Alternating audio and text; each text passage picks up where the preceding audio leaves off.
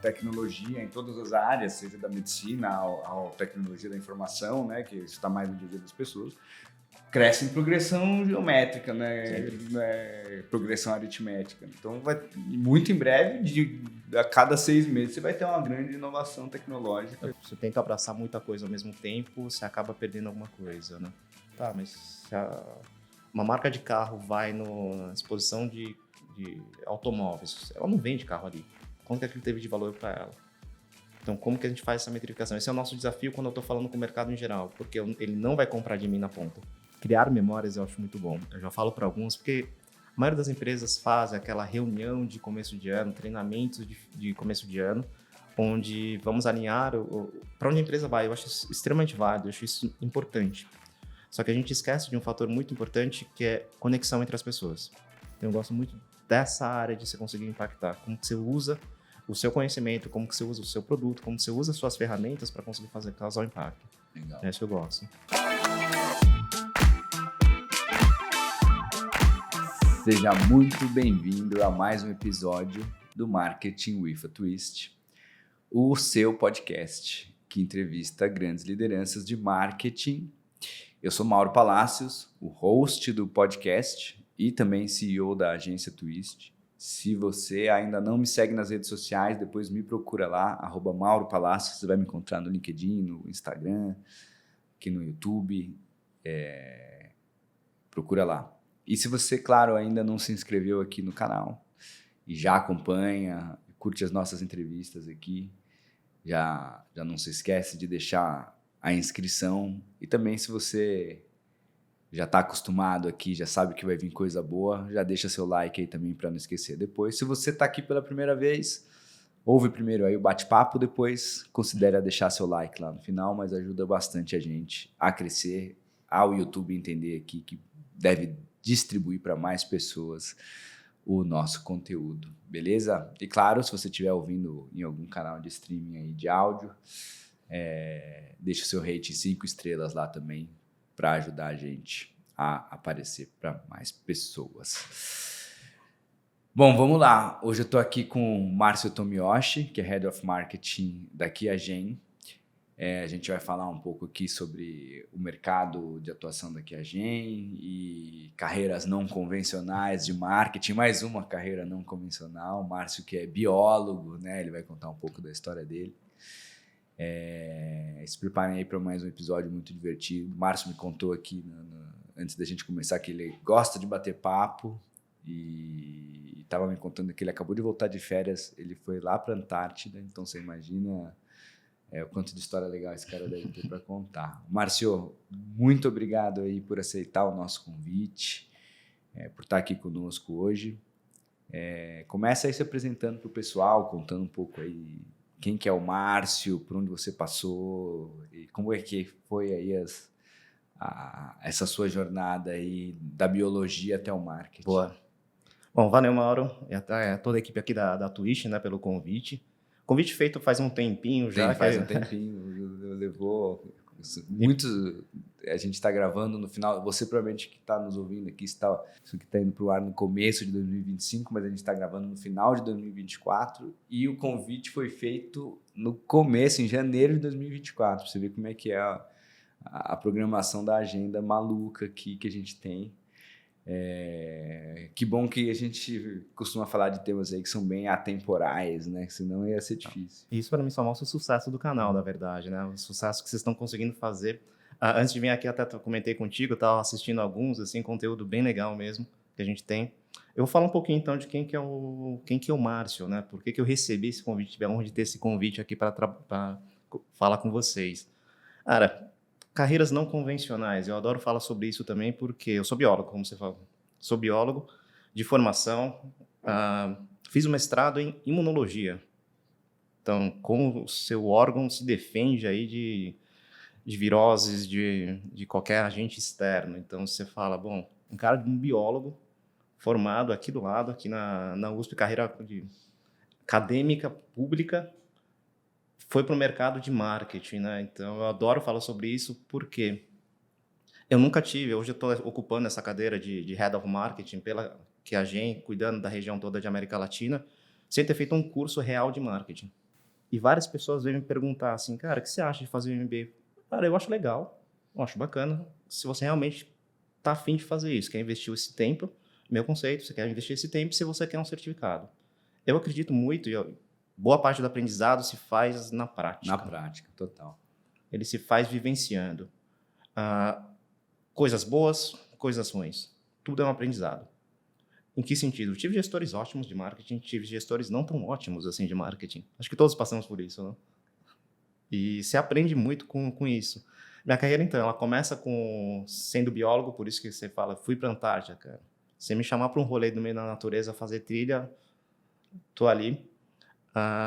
Gosto da biologia em si, desenvolvi toda essa parte de conhecimento técnico. E boa parte das pessoas que estão trabalhando dentro de marketing, dentro de empresas de diagnóstico, de pesquisa, vocês vão ver que elas têm uma carreira que começa com biologia, foi para um laboratório, começou a trabalhar dentro de uma indústria, quer seja como vendedor, quer seja como o que a gente chama de especialista de aplicação, uma pessoa que manja muito de uma técnica, entende aquilo, faz os treinamentos e começa a entender, pô, como que eu consigo vender isso? Então, a pessoa ela começa a ter muito conhecimento técnico de produto, começa a entender o cliente, porque ele foi cliente. Ele foi cliente dentro de uma tecnologia específica. Sim. E começou a vender. E foi nesse momento, quando eu estava trabalhando, que eu fazia exatamente isso. Eu era um vendedor técnico. Eu falei, cara, eu faço 3 coisas. Eu faço o planejamento estratégico, eu faço a venda e eu faço o treinamento. Qual dessas áreas eu me identifico mais? Pô, é marketing. É o pensamento. Como que eu consigo influenciar pessoas? Como que eu consigo levar um certo produto a certo? Falar, cara, o que vai vender é essa característica, não é essa. Esse é o benefício bacana que eu tenho com esse meu material. E deixei bem claro, quero me desenvolver para isso. E aí comecei a me desenvolver dentro da carreira de marketing. Isso volta aí, vamos contar, faz uns 15 anos, 16 anos que teve essa virada. Essa chave. E eu gosto muito de pensar porque a carreira acadêmica, você está ali na USP, você está fazendo o seu mestrado, você está dentro de um laboratório, você não tem grandes, não vou falar perspectivas, mas a sua carreira ela é quase que delimitada a você virar um professor da USP. Sim. E outro ponto de virada dentro da minha carreira foi quando eu falei, quero explorar, quero sair desse mundo. Fui conversar com, na época, meu orientador de mestrado. E perguntei, olha, eu tô querendo sair, eu quero achar um emprego, né? Como que eu faço? Ele falou assim, Márcio, eu não sei. Eu nunca tive que fazer. E por que ele nunca teve que fazer? A carreira dele foi a mais clássica. Fez a universidade, fez seu mestrado, fez seu doutorado, fez seu pós-doutorado, continuou fazendo pesquisa, virou uma academia mesmo. Bem acadêmico. E eu falei, não é isso que eu quero. Eu quero pelo menos explorar, quero ver coisas. Talvez eu volte. Mas isso foi lá em 2007. Desde então não voltei. Voltou mais. Voltei de uma outra maneira, né? Voltei de uma outra maneira que é influenciando os pesquisadores a fazer suas escolhas de tecnologia no mercado. Legal. Então, essa na nutshell, né? Muito bom. E aí, na Que Agência já está há quanto tempo já? Na Que Agência agora eu estou com 3 anos à frente da linha de diagnóstico que a gente tem aqui na América Latina. Bem curioso, cuidar não só de Brasil, mas expandir aí o conhecimento para a América Latina.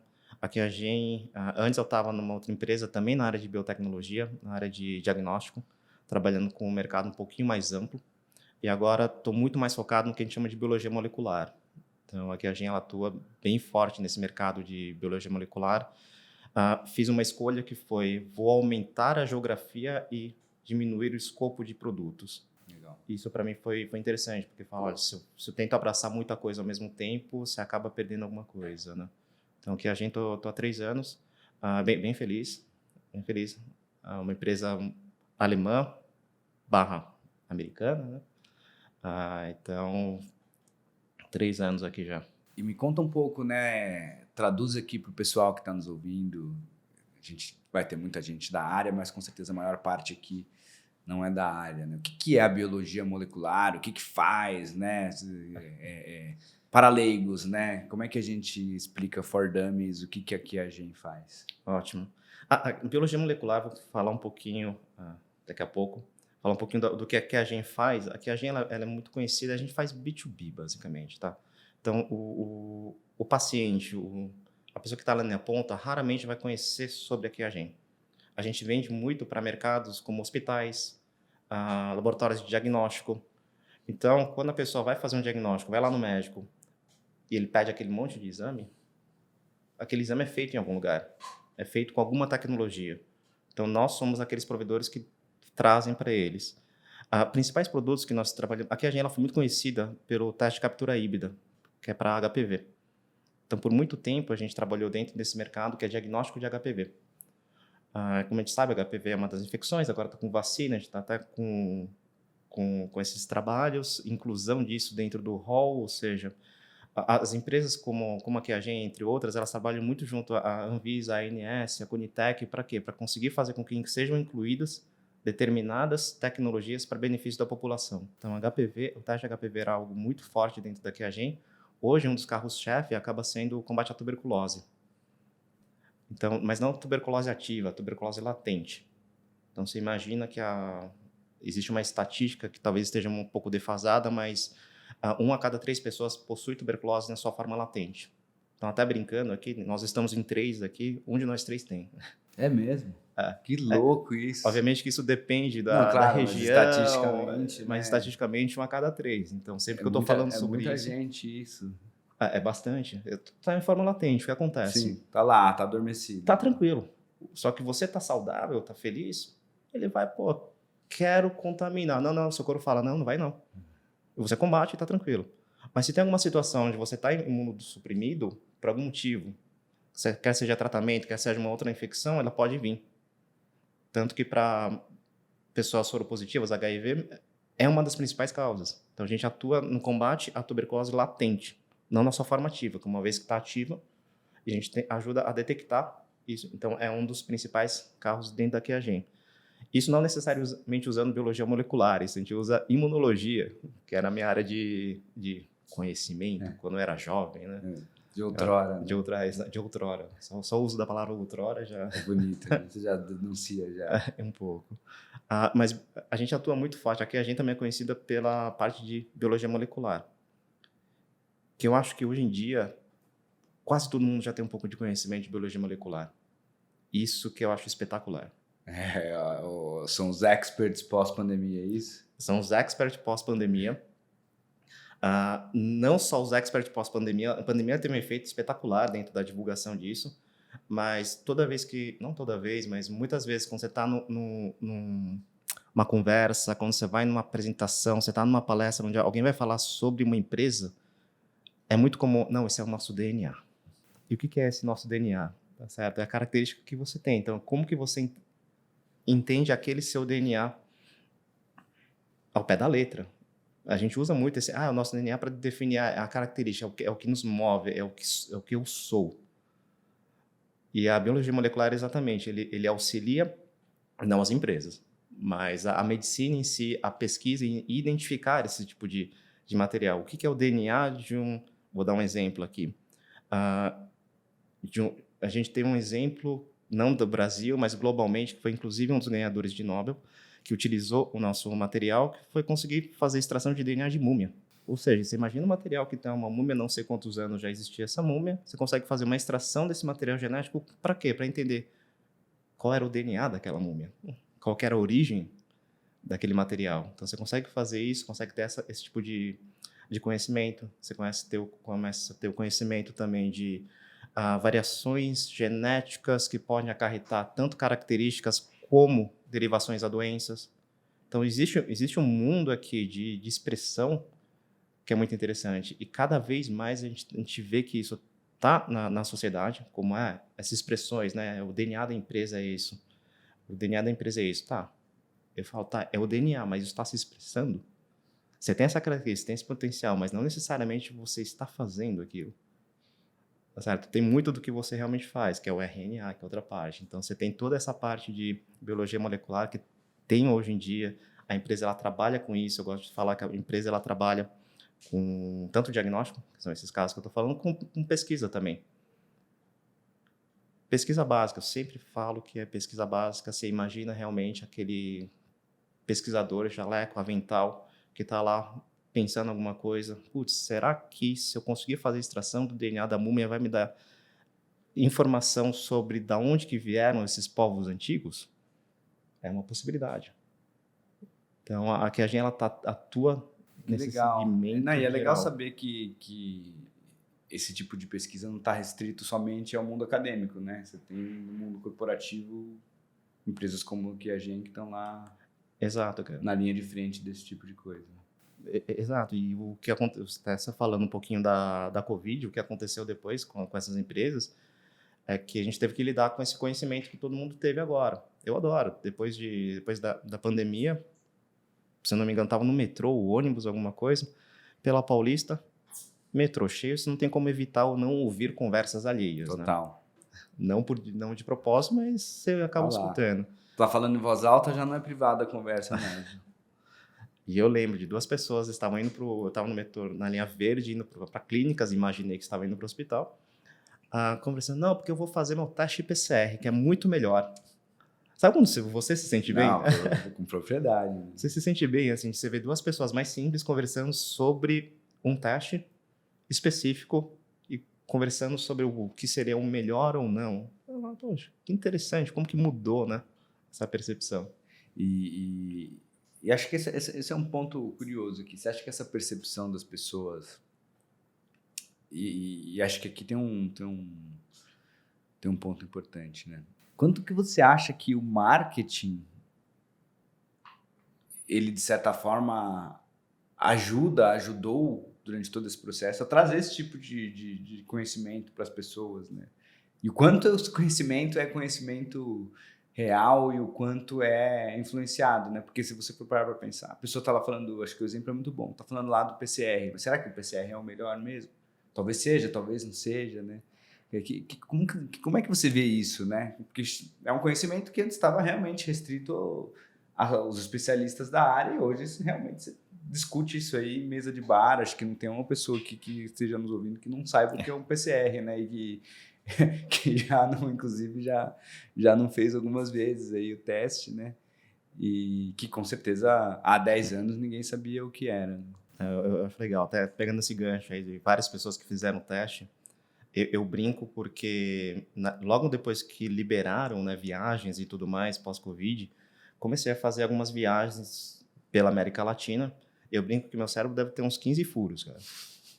Que a quantidade de swab que colocaram... Nossa senhora, swab nasal é uma maldade, né? Que inventaram com o ser humano. Só para falar assim, ó, tá vendo? Você vai sofrer... Pensa 2 vezes antes de se expor, não fica doente mais, né? E você saía do Brasil, eles te cutucavam, você voltavam também de novo, assim, você fala, ok, faço, né? Não tem problema. Eu sempre fiquei pensando, isso dá positivo, eu vou ficar aqui, né? Mas tudo bem, é só essa brincadeira. A pergunta mais é como o marketing influencia isso e eu acho que a pergunta que você faz sobre o que é um conhecimento real e quanto que a gente é influenciado é extremamente válido. E até como parte do que a gente tem que fazer como empresa. Tá? A maioria das empresas de biotecnologia que atuam como isso, como eu falei, eles atuam muito com B2B. Ou seja, eu, entre aspas, ensino os laboratórios sobre as tecnologias. O meu contato com o público em geral ele é muito raso.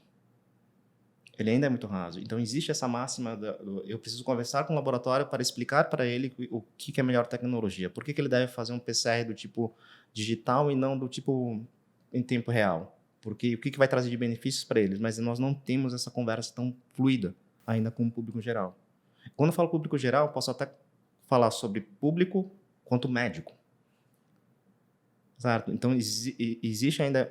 Eu acredito que no mercado precisamos quebrar um pouco essa barreira de conversar com o público, porque o público ele entende. A gente sempre fala, não, é muito complexo. Realmente, biologia molecular ela é complexa quando você entra no detalhe. Mas no conhecimento básico, eu acho que a gente precisa melhorar isso, tanto essa conversa com o público quanto com o médico em si também. Tá? Tem alguns casos assim, que é até complicado, onde alguns influenciadores que têm milhares de seguidores falam um conceito errado, que acaba tendo mais valor do que um conceito certo. E quando uma pessoa com um conceito certo adverte alguma coisa, quem é reprimido é ele. Na pandemia a gente viu um pouco de tudo, de coisas nessa linha, né?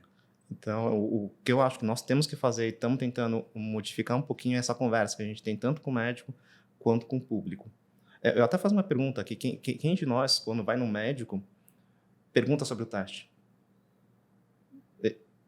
Eu, como sou da área, às vezes faço, mas eu acredito que Não. Mauro... Jamais, eu tô lá, acho que tem uma coisa do consumidor final, ele confia na autoridade do médico. Ele confia na autoridade do médico. Às vezes, quando ele não confia na autoridade do médico, pode ser que ele tenha visto alguém falando sobre um teste. E cabe a nós entender isso e utilizar. Porque é uma ferramenta. Ele acaba sendo uma ferramenta importante, ela é bem poderosa. Você ficou falando da minha viagem da Antártida. Como que eu fiquei sabendo da possibilidade de ir para a Antártida de turismo? Cara, fui impactado por rede social. Falei, olha, isso daqui é interessante, deixa eu investigar mais sobre. Olha o poder do marketing. Levou o cara para ver os pinguins lá, passar frio. E foi maravilhoso. Foi maravilhoso. Então a gente tem que usar essa rede também para criar essas pessoas de renome, ter conhecimento sobre isso, conseguir impactar mais pessoas, sabe, de uma maneira positiva. Então, fazer com que todo mundo hoje já tenha um senso crítico muito bom. Mas até que ponto a pessoa realmente está simplesmente lendo, absorvendo um conteúdo e tomando aquilo como verdade. Eu acho que é isso que a gente precisa ir melhorando. Eu acho que a comunicação aí da internet, aí, a gente pode estar falando aí dos últimos 20 anos e agora intensificado com a coisa da rede social, até dos influenciadores, é uma baita de uma faca de dois gumes quando a gente fala do ponto de vista de informação, né? Porque, por um lado, as pessoas estão cada vez mais informadas e, por outro lado, às vezes as pessoas estão mal informadas a partir de uma fake news ou de uma informação imprecisa, né? E essa coisa do médico é uma coisa muito interessante, né? E eu vou pegar minha esposa de exemplo aqui. Minha esposa, ela é uma pessoa que eu sou o cara que vou no médico, que o médico fala, eu falo, beleza e tal. Ela não, ela é a pessoa questionadora. Agora com o ChatGPT, então, ela pegou o exame dela lá, ela pega todos os números lá e vai entender, mas isso que é alto e baixo, por que é alto, por que é baixo, e vê vídeo no YouTube, pergunta pro ChatGPT, vai procurar de tudo que é tipo de fonte. E ela chega lá no médico e questiona, e conversa, e quer saber. Então, por um lado é sensacional, porque ela tem um conhecimento muito maior até do que está acontecendo com o corpo dela. Quando ela pega um exame, ela consegue ler aquilo sem precisar do especialista. Mas, por outro lado, às vezes ela pode ter consumido alguma informação de uma fonte incorreta, imprecisa, e criou uma verdade na cabeça dela que não é a realidade, né? Então, acho que isso é um dos grandes desafios, né? E acho que até esse gap, né, que você está dizendo aí entre quem está na ponta ali da tecnologia, da ciência, num outro sistema do consumidor final, você tem um telefone sem fio no meio dessa história, né? Eu não tenho a menor dúvida, assim, existe essa diferença, eu acho que ela está diminuindo, graças a Deus. Você comentou algo interessante, porque hoje a gente tem o que a gente brinca muito falando de Dr. Google, né? Dr. Google. E é normal, assim, não... acontece alguma coisa, você joga no Google, no ChatGPT, para ter aquele conhecimento. Eu até brinco falando que, cara, se você colocar qualquer coisa no Google, é certeza que você vai ter um câncer. Não, total. Sempre tem lá. Alguma coisa assim horrível. E nós, seres humanos, nós sempre parece que a gente sempre busca o negativo, né? A gente sempre vai para alguma coisa do tipo, não, isso daqui... Olha isso, o que vai acontecer? Cara, eu tô com uma dor de cabeça. Mas não, já criei um caso horrível. Então, a gente tem que tomar cuidado também de não se deixar levar e ter ainda confiança no profissional que está do outro lado, né? Você acaba tendo um médico que o cara estudou quantos anos para estar ali. Então, é bom a gente ter um conhecimento, mas eu falo, é conhecimento associado à sabedoria, né? Para quem conhece mais sobre o mundo. Cara, o Google tem muito mais conhecimento do que eu. A questão toda é como que ele usa esse conhecimento. O ChatGPT também, eu acho uma maravilha. A ferramenta, inclusive, a gente tem mecanismos até de fazer quase que uma consulta ali por ele, né? De ter tratamento, ele indicar várias coisas, mas ele fala no final, olha, consulte um médico, um especialista para saber o que está acontecendo. Então, acontece isso muito mesmo, a gente tem,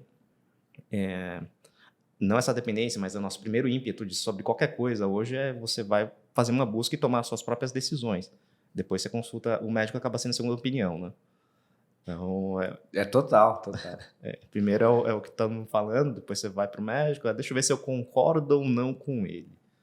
Daí, se você não gostar muito, você vai pro segundo. Mas eu acredito que uma peça fundamental para encurtar esse gap que você menciona é exatamente essa figura do médico, do enfermeiro, do especialista do laboratório. Que ele tem um papel crucial ali. Então, a gente atua muito também no treinamento médico. Né?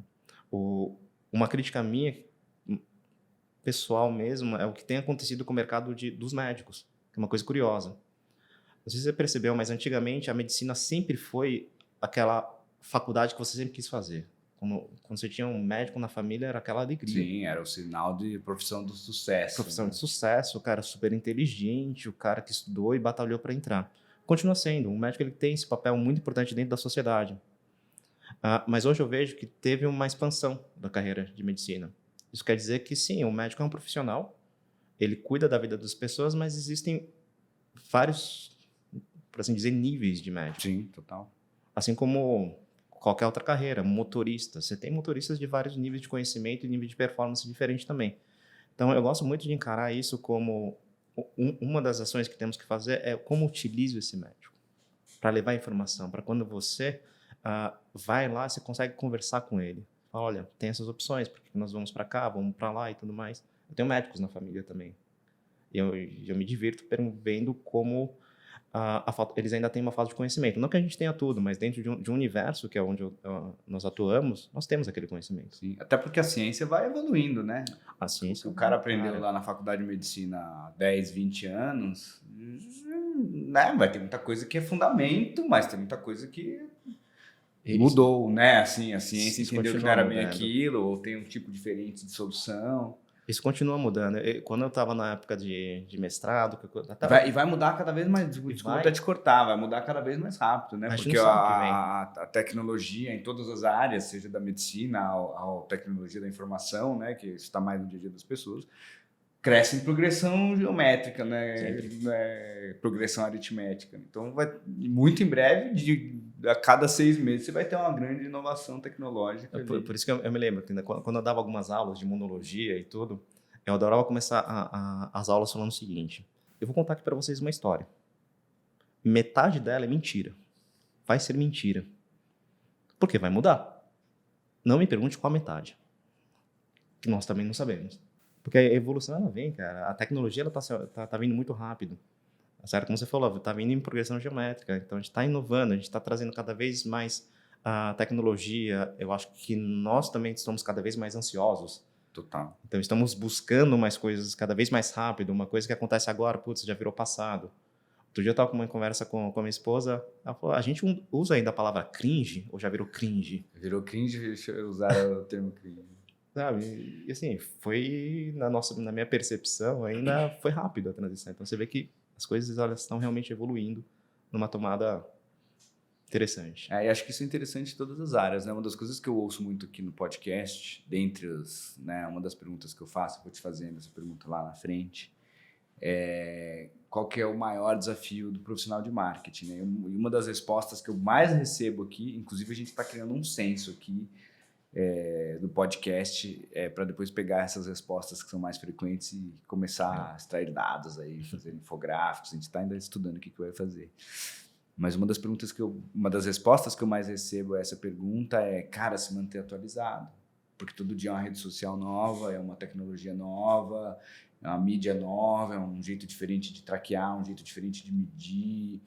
E acho que é a mesma coisa, acho que a profissão do médico, né? Aquele médico que também tá ali antiquadão, ali, acha que as coisas funcionam hoje do mesmo jeito que funcionava há 10, 20, 30 anos, mudou, né? Então acho que um bom profissional de qualquer área, né, hoje em dia, é o que se mantém atualizado, porque o mundo está mudando rápido demais, né?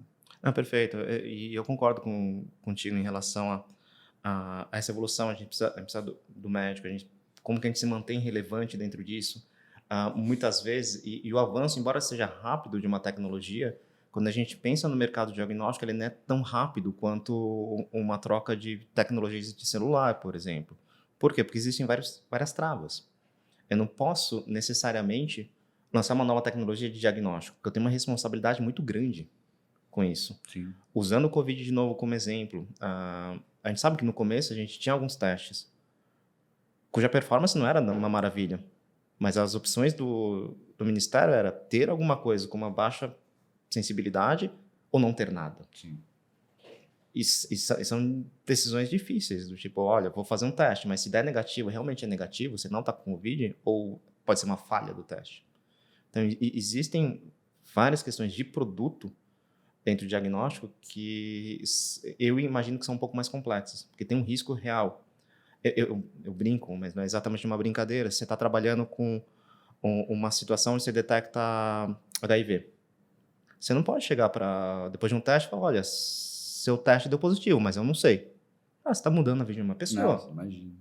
Então, você tem uma responsabilidade ali na hora de você fazer um produto que ela é importante. Então, por isso que a tecnologia ela avança, as possibilidades elas avançam, mas ainda existem esses tipos de entraves. O que o Covid fez foi acelerar alguns deles. Porque a gente se viu numa situação de, eu preciso. Eu adoro lembrar dessa época porque quando aconteceu isso, os laboratórios não estavam exatamente preparados para o volume que tinham, uma tecnologia que ainda era feita de maneira caseira, que não tinha um teste fechadinho, e se recorreu muito, não só aqui no Brasil, como na América Latina, ao uso de laboratórios de pesquisa. Porque, cara, eu preciso dar vazão a isso. Então, se deu uma modificada por uma urgência, mas ainda assim demorou-se um tempo até que viram um teste padronizado que a gente pudesse colocar para a população toda de uma maneira garantida que a gente conseguisse fazer um laudo se o cara está ou não com Covid. Então, a inovação ela acontece, mas dentro do diagnóstico eu não vejo acontecendo dessa maneira tão acelerada quanto que a gente tem, por alguns entraves. Espero que um dia venha, mas ao mesmo tempo fico receoso pela qualidade dos produtos que acabam entrando. Sim. Percebe? Não, total. Às vezes você tenta Se acelera muito. acelerar uma coisa que poderia ser acelerada, não tem shortcut, né? Você precisa fazer os testes, você precisa fazer teste clínico, ver se aquele produto é bom, se a gente tem a responsabilidade por aquele produto, e daí assim a gente consegue entrar no mercado. Então, isso são processos que naturalmente eles vão tomar um tempo. Agora, falando do marketing aqui, né? Vocês já viram que é um assunto aqui bem específico, né? E quando a gente fala de marketing, imagino que seja muito específico também. Acho que essa que é a graça aqui.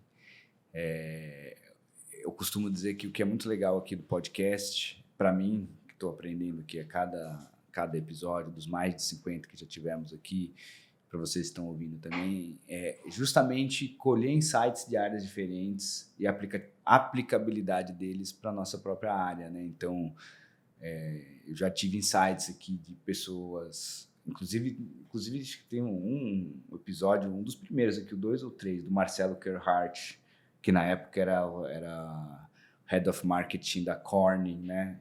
Que também é um universo bem parecido, né? Eles estão ali na ponta da produção de insumos para a área médica, né? E o cliente na ponta nem sabe quem eles são.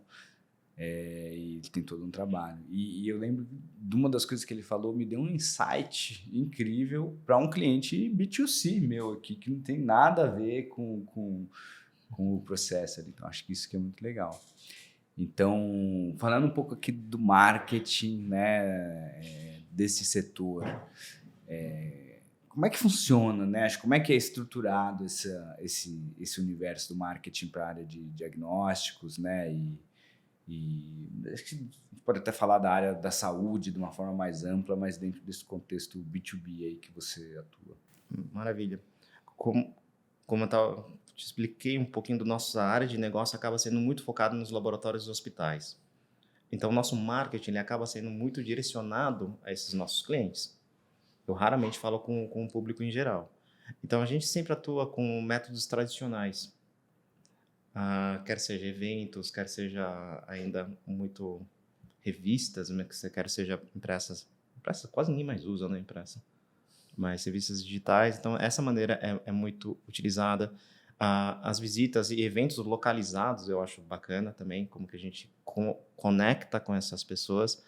E eu sou particularmente fã de fazer comunicações com o médico e comunicações com o público.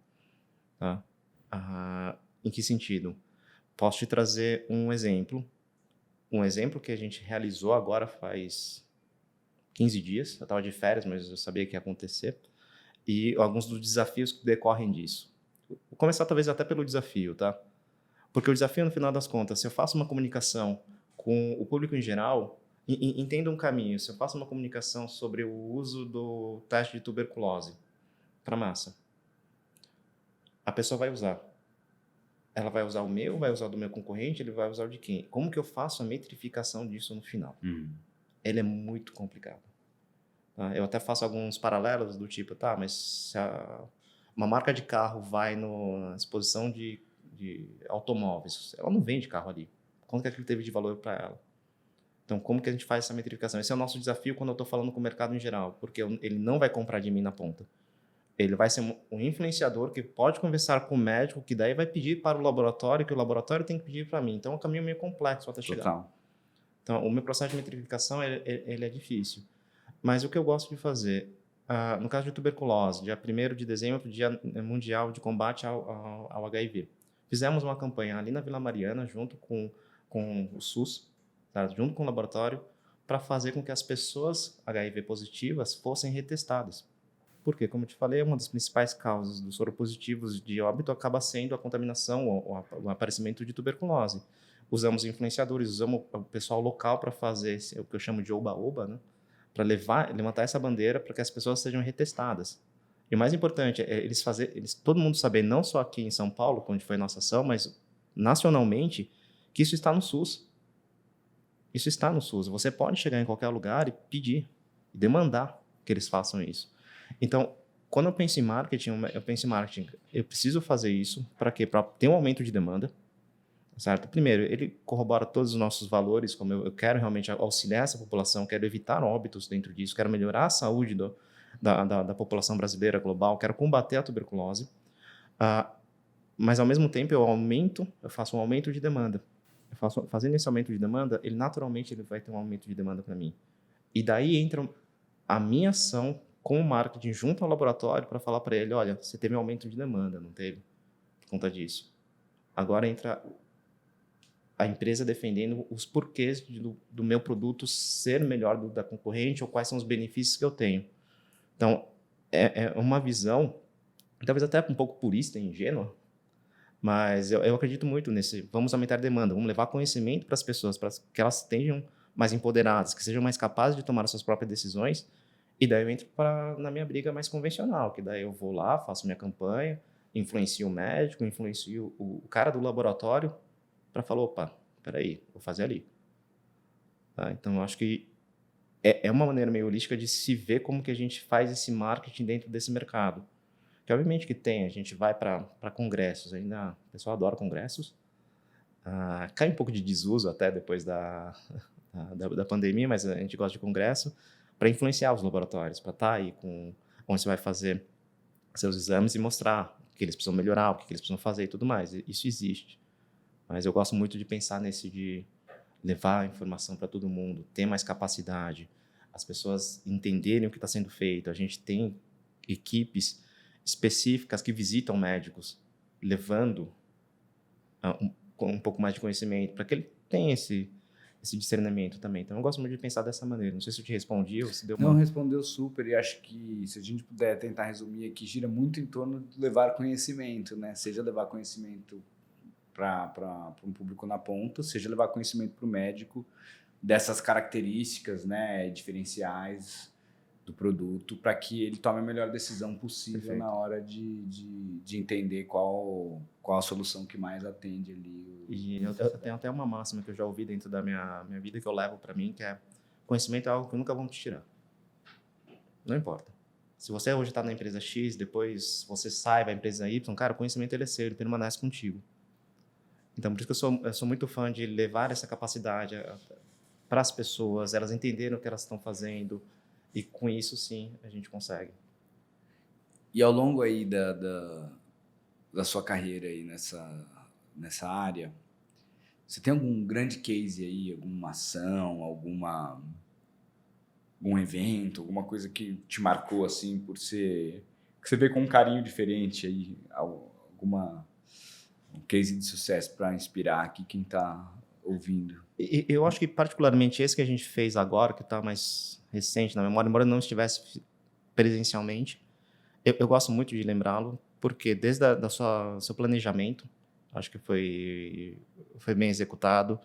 As pessoas que atuaram nele também, eu vejo que as pessoas tiveram um crescimento profissional muito bom, eles amadureceram muito para conseguir realizar esse tipo de evento. Estou falando do HIV que a gente fez agora, dia 1º de dezembro. A gente conseguiu atingir um público muito específico, utilizando o influenciador, tanto orgânico, principalmente orgânico também. Tá? A gente teve um crescimento, visibilidade, pessoas vindo de outras regiões do Brasil perguntando, olha, eu não sabia que isso acontecia. E na nossa reunião de explicação junto, ou seja, de preparação com esses nossos influenciadores, teve um momento para mim que foi muito marcante também, que eles, olha, nem eu sabia disso. E alguns deles até falam, não, eu faço questão de estar lá presencialmente porque eu tive conhecidos meus que foram afetados por isso. Eu quero levar esse conhecimento. Legal. Até dá uns arrepios. Então, deu para ver que você ficou emocionado aí falando. Porque realmente tem um impacto. Né? Você começa a impactar vidas. Falar, mas aumentou só, sei lá, só mais 50 pessoas foram lá no dia de um dia normal. Cara, 50 pessoas. Uma pessoa é muito. Sim.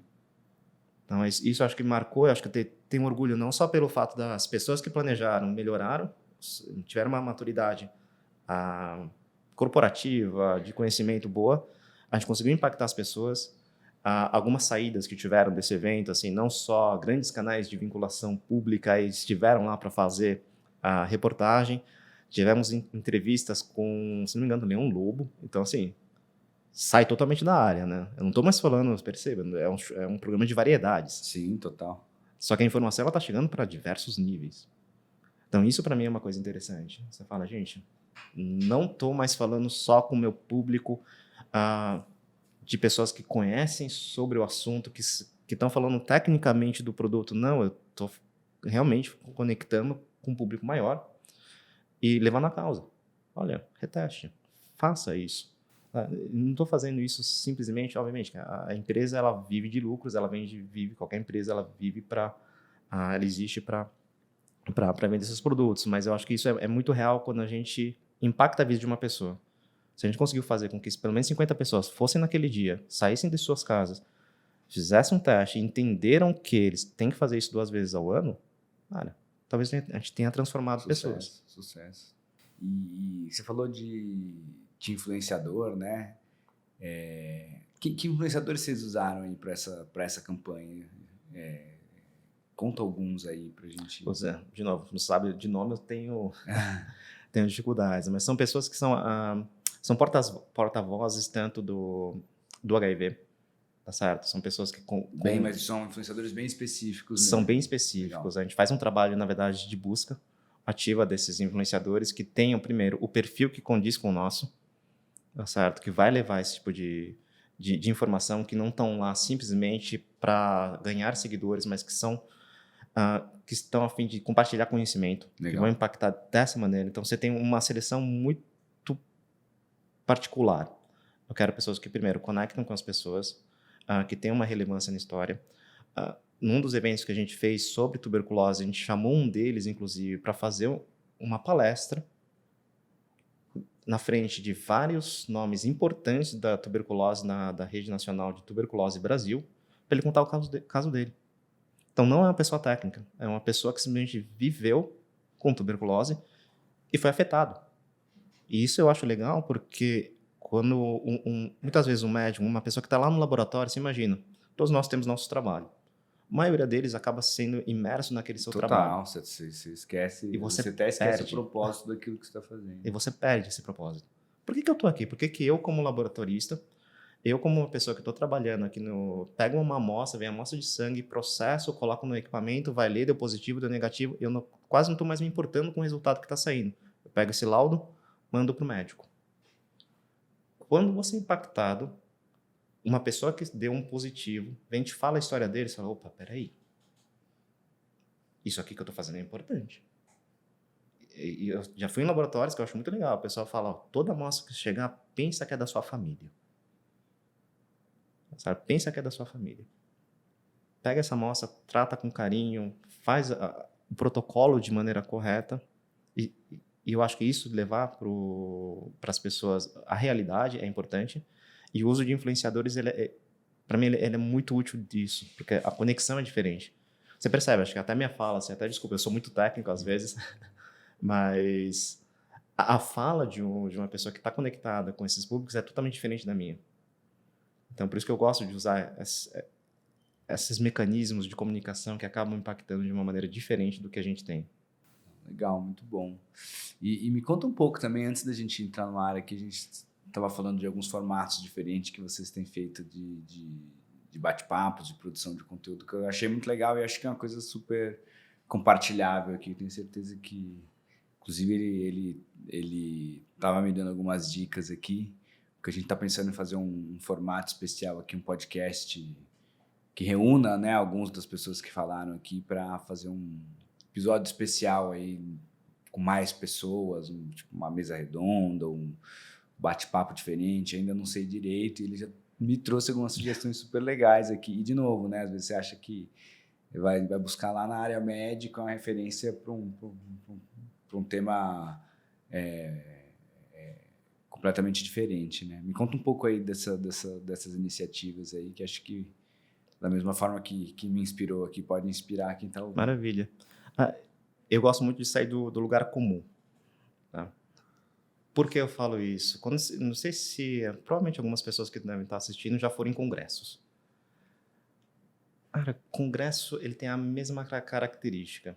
Tá? É chato, né? Vamos falar a palavra... Ele tem seu público, né? Tem seu público, Mas eu também, hoje em dia, se me deixar 3 horas para ouvir uma palestra, eu vou fazer outra coisa. Mas ele tem sempre aquela máxima da pessoa apresentando e tudo mais. Então, eu gosto de sair do lugar comum no sentido de... eu vou abrir um parênteses aqui, se me permitir. Quando a gente vai para um congresso, você tem sempre a área de exposição, onde os patrocinadores, como a QIAGEN, ela está lá expondo seus produtos, seus conceitos, tudo mais. E me dói ver que quando a gente entra nessa área de exposição, a maioria das empresas, elas fazem um laboratório. Elas querem criar um laboratório. E fico pensando, se eu sou uma pessoa que trabalha no laboratório todo dia da minha semana, eu vou para o congresso, sei lá, em Salvador, eu vou para uma sala de exposição, é um laboratório? Eu não quero ver isso, eu quero uma coisa diferente, sabe? Então, eu tento sair desse lugar comum. Os eventos também é a mesma coisa. Porque eu posso fazer, é a maneira mais simples, mais convencional que tem, chamar um Mauro para fazer uma palestra sobre marketing dentro de com um PowerPoint, sala, formato estudante, todo mundo lá ouvindo, tranquilo. A interação ela não acontece tão real. Então, eu sou muito fã das pessoas se conectarem. Então, alguns exemplos que a gente já fez foi o que a gente chamou de TB Talks, né? Onde a gente chamou grandes nomes de tuberculose no Brasil para um evento no qual as pessoas contavam as suas vidas, as suas histórias. Como elas entraram dentro da tuberculose. Por que aquilo se tornou algo importante para elas. Porque, de novo, as pessoas que querem conhecimento, elas vão buscar conhecimento. O aprendizado é sempre um processo ativo. Não adianta nada você ficar sentado numa sala e esperar que o conhecimento ele venha para você se você não busca. Você só vai aprender alguma coisa quando você vai atrás. Então, a maioria das pessoas que estavam na sala já eram grandes nomes dentro da tuberculose. A gente ficou conversando, falou, por que a gente não faz algo pessoal? Vamos ver se as pessoas topam fazer isso? Contar suas histórias. E dentro disso, obviamente que ele vai para o técnico. Porque é normal, eu estou falando, por que eu entrei dentro disso, eu fiz isso, daí eu descobri tal situação, conversei com não sei quem. E isso vai dando uma ideia, principalmente para as novas pessoas. Cara, eu posso fazer isso também. É uma pessoa que está ali do outro lado. A gente esquece disso, né? É uma pessoa que está ali do outro lado. Então, isso eu acho que é um formato legal, onde você coloca o indivíduo no centro, não o objeto, não o produto. Você coloca a pessoa no centro onde as pessoas possam trabalhar. Então, a gente fez isso muito similar ao que o pessoal conhece como TED Talks. A gente fez isso, acho que foi super bacana, onde você tira as pessoas do espaço comum. A gente já fez também em formato de entrevista. É o de cara com... Eu acho isso legal também, porque você não se expõe a pessoa de uma maneira ruim, mas você expõe fatos. Só que nós estamos fazendo aqui, né, um pouco. Mas com audiência. E as pessoas, elas participam, elas engajam. É curioso, assim, como as pessoas, elas querem ter uma voz ativa. Nesse caso, eu gosto muito de tirar o palco. O palco, ele já te dá uma situação de que, nós estamos aqui em cima, vocês estão embaixo para ouvir. Cara, não, deixa todo mundo junto, vamos conversar.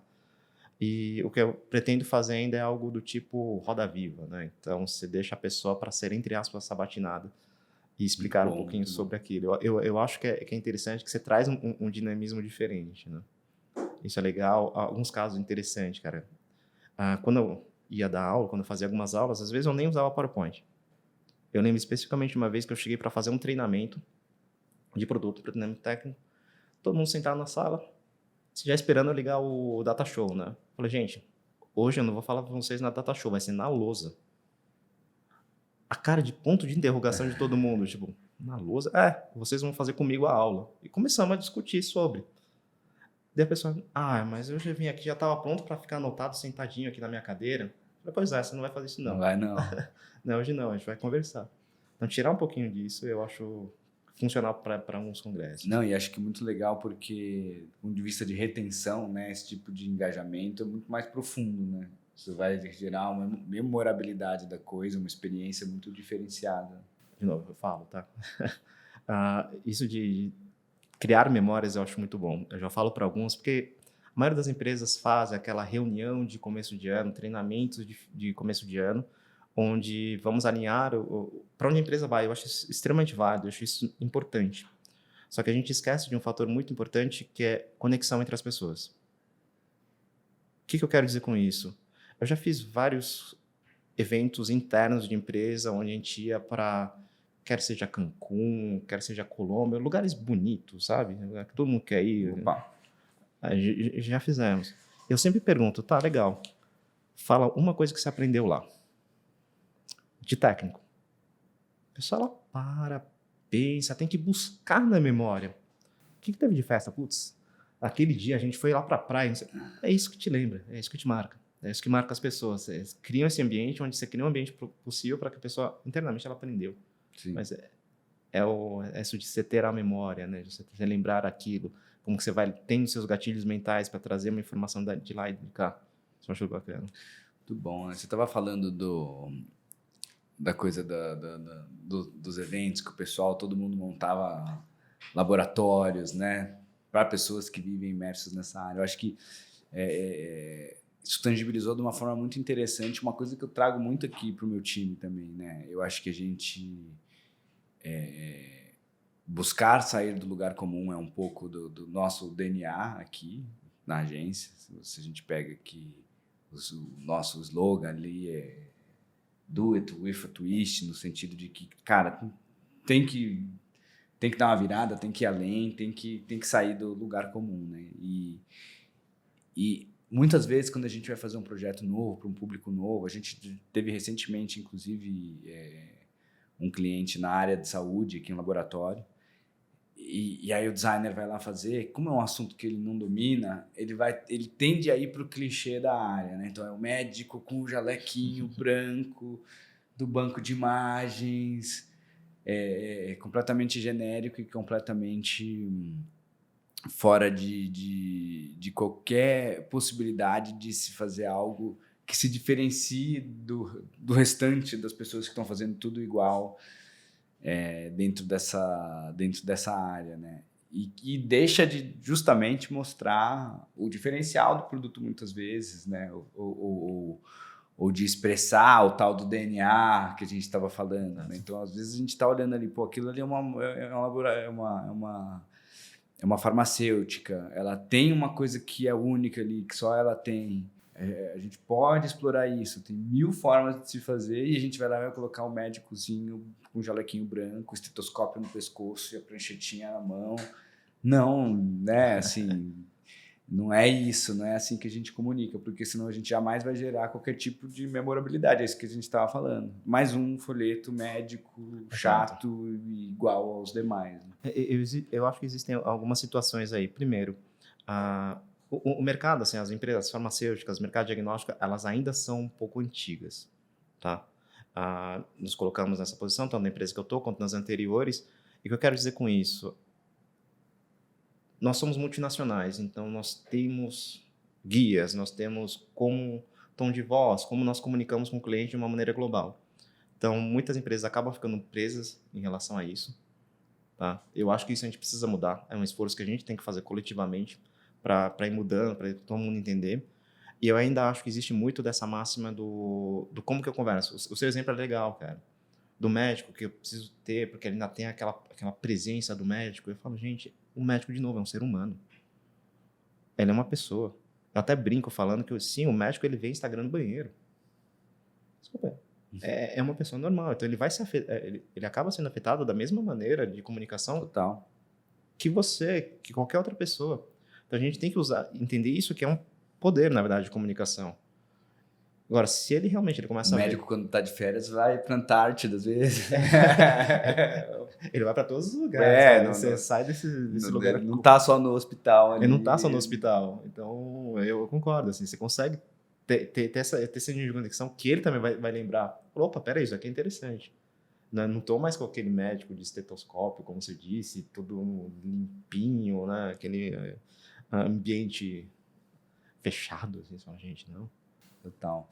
E você me falou de alguns cases de sucesso aí, né? E você tem algum case de fracasso, né? Não fracasso, né? Mas alguma ação que não deu tão certo, ou que um evento que foi meio maluco, tem alguma história engraçada para contar, Cara, algo que gerou algum grande aprendizado, porque essa é sim. uma parte que a gente aprende muito aí, é nos perrengues que a gente aprende. Né? Todos temos, né, cara? A gente sempre aprende, é o que eu falo, toda experiência ela traz alguma coisa. Você vai ter um aprendizado. Isso é uma máxima, mas para mim é muito real. E tem gente que fica frustrado, fala, cara, o que você aprendeu? Você aprendeu pelo menos uma maneira de não fazer. Total. Quando você começou a falar, eu me lembrei, especificamente faz bastante tempo, na verdade, eu estava começando a minha carreira dentro de marketing, eu estava saindo da área de vendas, estava auxiliando a realização de atividade de marketing. A gente fez um evento. A gente fez um evento fechado, só para os nossos clientes, numa outra empresa. A gente fez um evento fechado só para os nossos clientes, após um congresso. Cara, super bonitinho. Era evento de pesquisadores, então a gente fez até era época de festa junina, então a gente fez até aquelas barraquinhas onde a pessoa podia ganhar prêmios, então foi super legal, assim. Eu falo, cara, tem um trabalho muito cão fazer. Esse trabalho com... Quem trabalha na área de eventos sabe que todo mundo fala, pô, que legal, vocês estão lá em Cancún. Eu falo, vamos lá organizar, não tem nem tempo de almoço, essas coisas, é bem divertido mesmo. Eu gosto, né? Mas o que me marcou foi o seguinte, tava lá, sei lá, devia ter uns 100 e poucos clientes, todo mundo feliz e tudo mais. E eu lembro claramente, quando eu tava com a nossa diretora de marketing, mais um americano que veio exatamente pro evento e que era quase como chefe dela. Nossa, ela, não, tá muito bom esse evento, todos os clientes estão aqui, não sei o quê, blá, blá, blá. Ele, tá, mas qual que é o objetivo disso? Não, mas olha, eles estão felizes. Ah, mas para que a gente está fazendo isso? A gente está gastando não sei quantos R$ 1.000 aqui, milhões, para fazer isso. Eles estão felizes, eu concordo, mas eu vejo que tem basicamente estudantes, não tomadores de decisão aqui. Qual que é o objetivo disso? E eu sou uma pessoa que acaba escutando também. Eu fiquei, cara... Realmente, né? Qual que é o objetivo disso? Estamos aqui fazendo, tá? O ambiente está super agradável, tá todo mundo se divertindo, o pessoal da empresa estava super feliz, os clientes também estavam brincando, mas não tinham porquê de estar lá. Eu não estava promovendo ativamente nada. A marca, talvez, criando um ambiente para a marca, talvez, mas a resposta não foi essa. A resposta foi, não, mas olha que bonito que ficou. E aquilo me marcou. Porque, de novo, não foi uma falha, não foi um fracasso. Sim, mas a partir daí pode ter certeza que sempre você quis entender o porquê de qualquer ação. Hoje, quando eu trabalho, até o pessoal me sacaneia, porque eu acabo influenciando as pessoas dessa maneira. Se a pessoa me apresenta qualquer tipo de... vamos fazer, não sei o que lá. Tá, pra quê? E às vezes o importante para mim não é nem o para quê. É um momento de reflexão que a pessoa tem. Por que eu estou fazendo isso?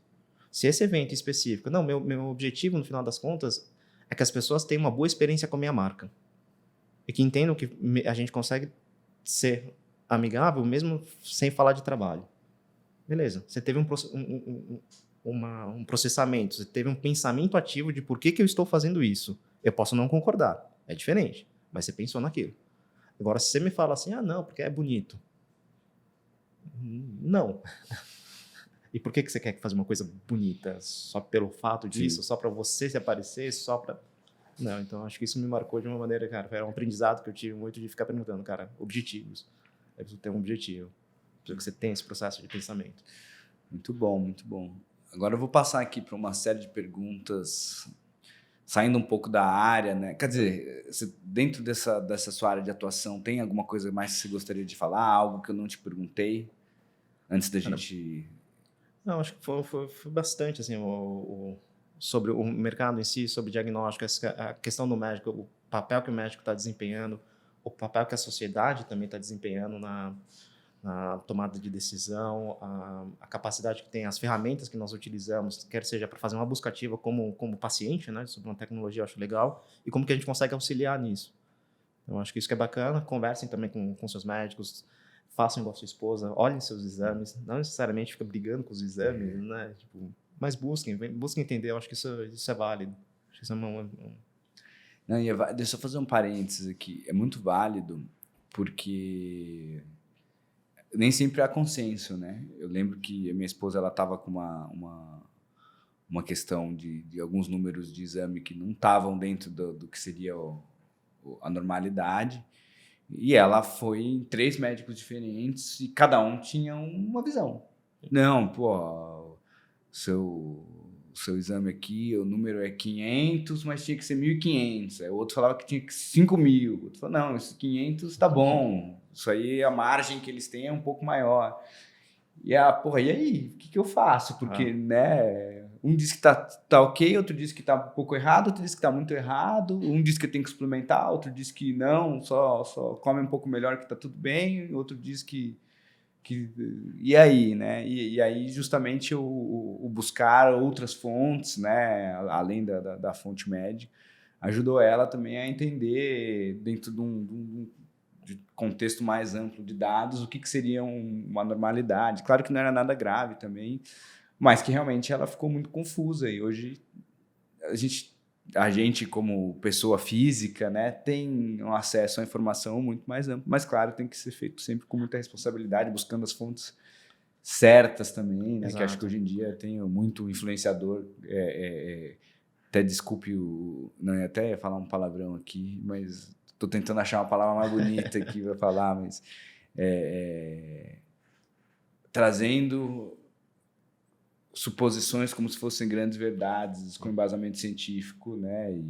Inclusive, tem uma influenciadora que eu gosto muito, é a Mari Kruger, né? Não sei quem está nos ouvindo aqui acompanha, que basicamente o que ela faz, ela pega normalmente temas que estão sendo muito falados inclusive, acho que ela é bióloga também, de formação, se eu não me engano.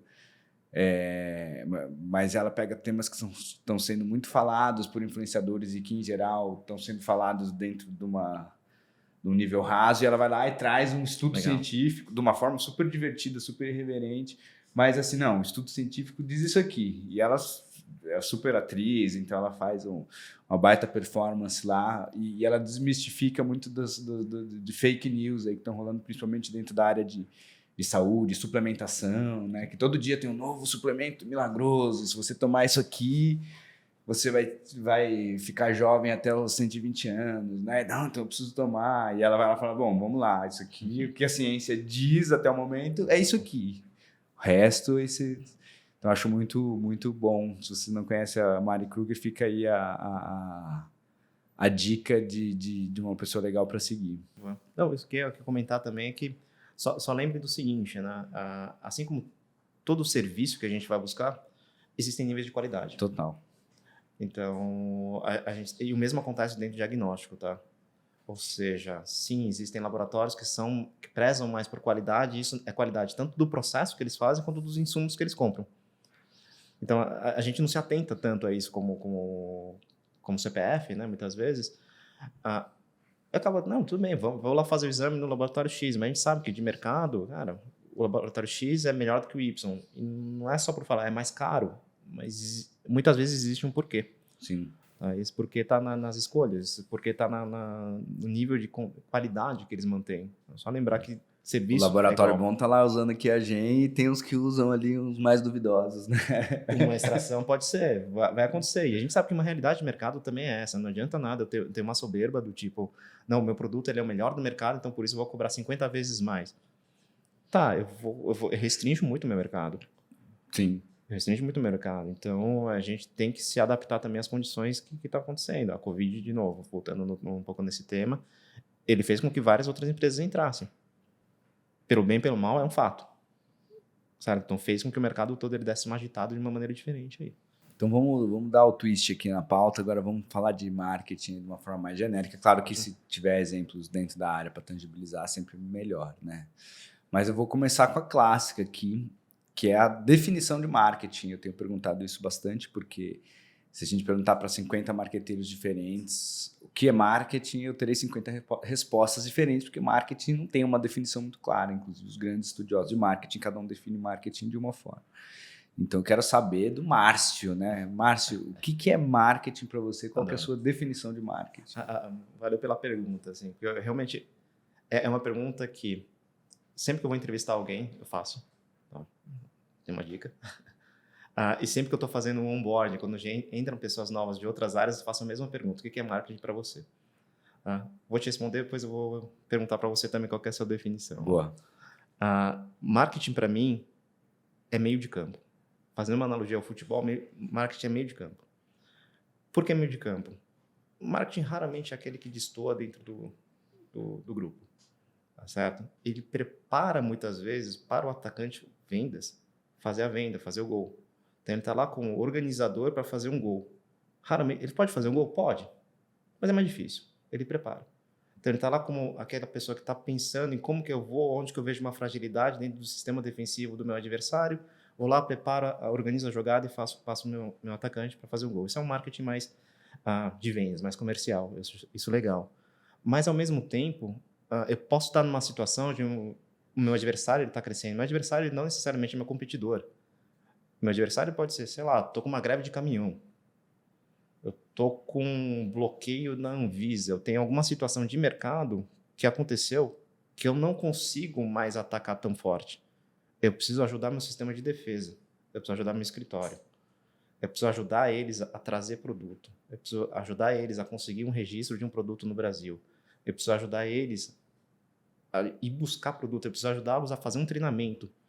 Então, eu paro de fazer esse apoio ao ataque e vou lá e falo, e aí? Como que eu faço agora para organizar um pouco a casa para a gente conseguir ir de novo?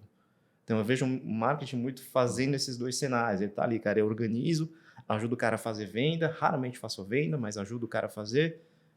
Quando necessário, vou lá para trás, organizo tudo e agora a gente vai de novo. Então, marketing para mim é esse o jogo que a gente faz, cara. Muito bom, adorei a analogia. Analogia sempre tangibiliza a história, né? E você sabe que na minha primeira entrevista de emprego, a gente deve estar falando isso aí em 2002, 2003, provavelmente. Eu lembro de que me fizeram essa pergunta. Você está estudando marketing, né? O que é marketing para você? Putz, eu lembro que eu tive dificuldade de responder, hein? Começando super nervoso na entrevista ali, eu também embananei tudo. Eu tinha alguma coisa do que eu sabia, tinha visto na faculdade, né? Estava estudando publicidade, mas professores diferentes que tinham visões diferentes também sobre o que é marketing, né? E ao longo da carreira a gente vai entendendo que é difícil mesmo definir marketing, porque você tem... O marketing é muito amplo, né? Como ciência, como função. E cada empresa, o marketing opera de formas diferentes, né? Você vai ter empresas que o marketing vai ter esse viés mais comercial, mais de go-to-market mesmo, ir lá, e marketing é o que vai fazer a empresa aumentar faturamento a partir de aumento de venda, seja dando suporte para a área comercial, ou seja, fazendo campanhas para a marca ser mais sedutora e etc. Né? Mas você me perguntou a minha definição de marketing, né? Eu acho que talvez se me perguntarem também várias vezes, cada hora eu vou dar uma resposta diferente também. Inclusive, acho que já me perguntaram isso aqui, e nem sei se o que eu vou responder agora é igual, porque eu sempre respondo o que vem na cabeça aqui. Mas para mim, marketing é muito sobre entender, e aí eu gostei muito quando você trouxe o DNA, e acho que eu vou puxar daí, é entender o DNA, o diferencial, o propósito de cada uma das empresas, por que aquela empresa existe, né? E a partir disso, como eu comunico isso para todos os stakeholders da empresa, seja internos, externos. E eu acho que o marketing gira muito em torno desse entendimento. Acho que o marketing mal feito é o marketing que não entendeu ainda o que que é o DNA da empresa, o que é o diferencial, principalmente o diferencial, né? O que torna aquela empresa única. O Unique Selling Proposition, né? Eu acho que é ter clareza, ter esse entendimento. E a partir disso, você trazer essa clareza para todos os stakeholders, do consumidor na ponta que vai consumir, vai ter a clareza de por que aquela empresa é diferente. E aí quando você pega como exemplo aqui a maior empresa do mundo, né, que a gente está falando aqui, a Apple, você pega a Apple,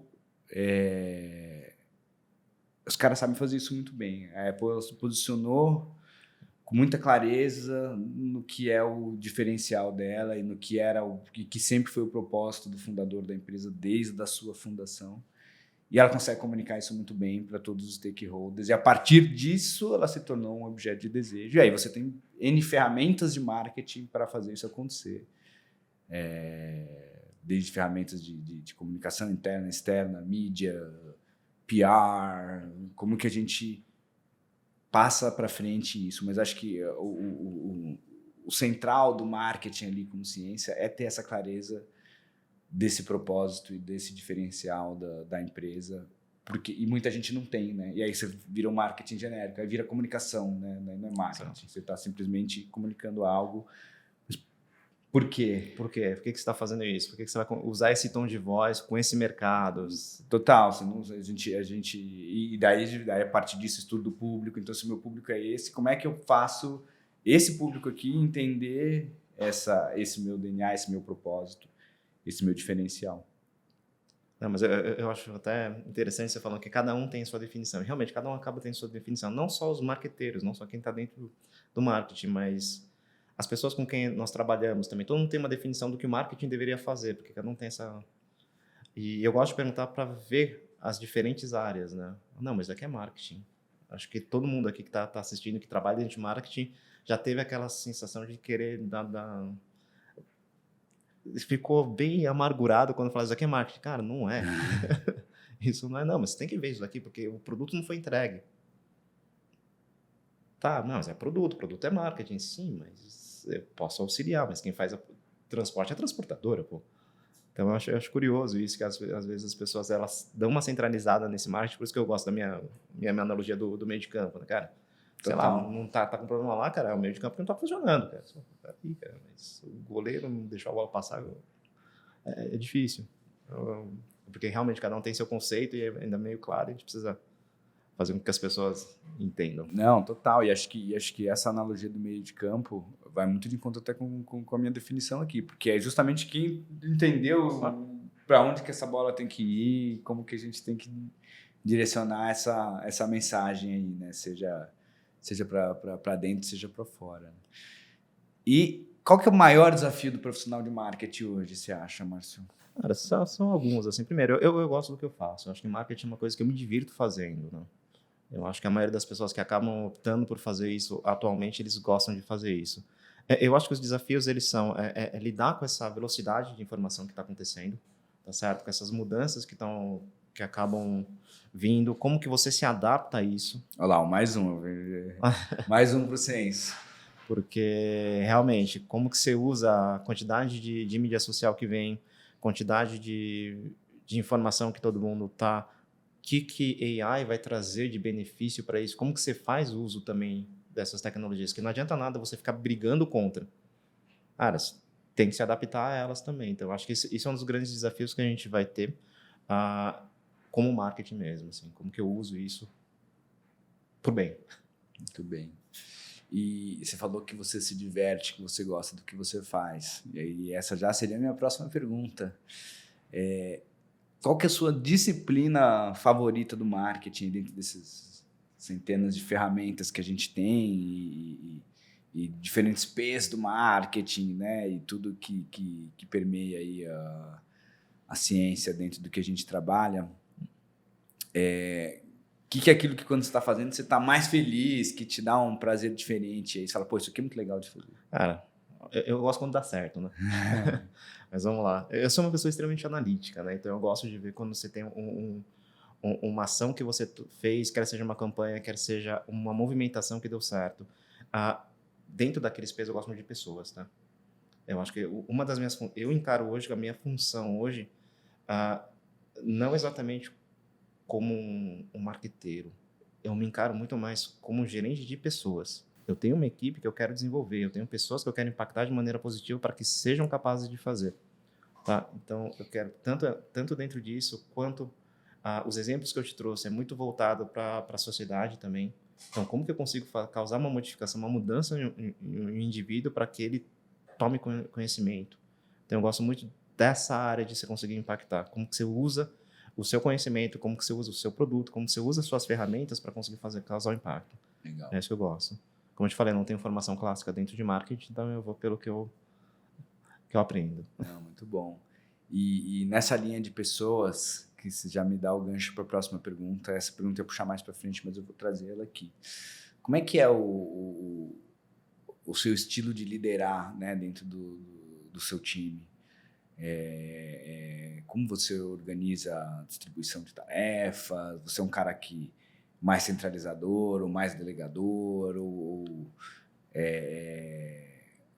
Como é que você estrutura seus feedbacks? Tenta dar uma pincelada geral aí de como é que é o seu estilo de liderar pessoas e também do que você espera, né, de um bom profissional de marketing. Acho que até pelo tipo de pergunta que você faz na entrevista já dá para ver que você é um cara que gosta de processo seletivo também, né? Tem muita gente que delega isso aí para o RH. Então já emendo já numa outra pergunta, eu gosto sempre de fazer meio junto suas perguntas. O que você acha que o bom profissional de marketing precisa ter quando você vai contratar alguém, o tipo de atributo que você olha, você prioriza, né? Sejam atributos técnicos ou comportamentais.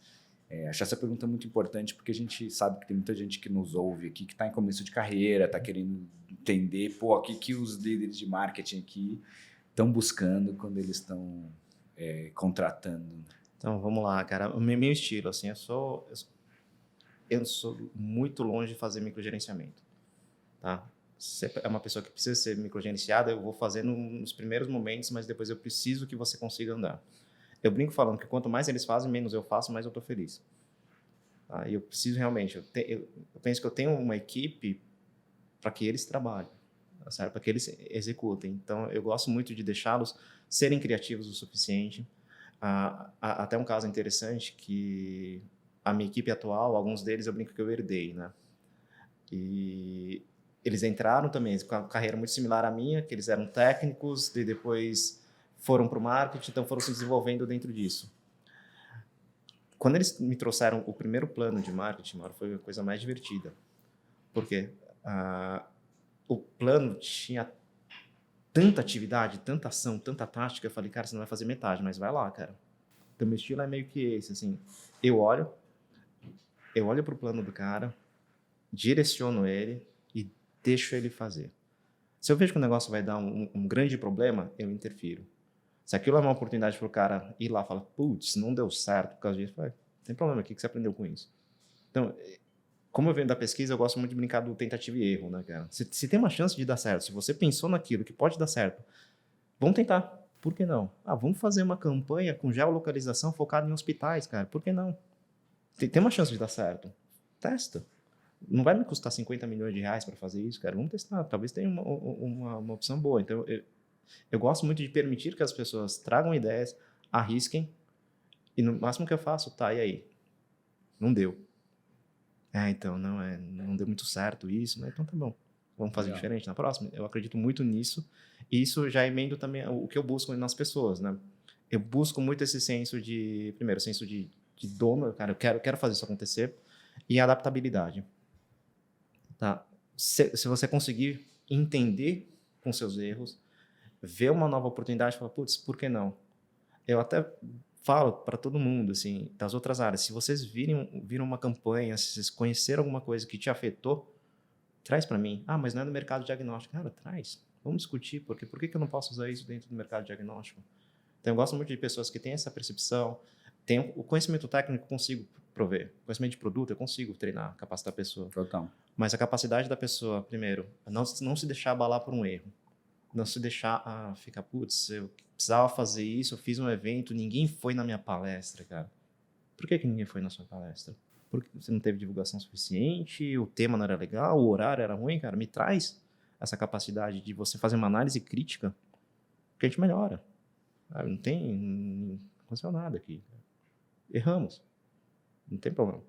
Então, eu busco muito, né, isso, a pessoa que tenha essa perseverança, que consiga adaptar a situações novas. Eu acho que isso que é para mim, é essencial. Falando um pouco aqui de ROI, que é uma pergunta que eu costumo fazer e que também vai para o senso. Essa é uma pergunta que não existe certo e errado, porque ela depende muito do contexto, depende muito do momento. Então, não é uma pergunta que tem resposta correta, mas a gente está tentando entender aqui, conversando com diversos líderes de marketing,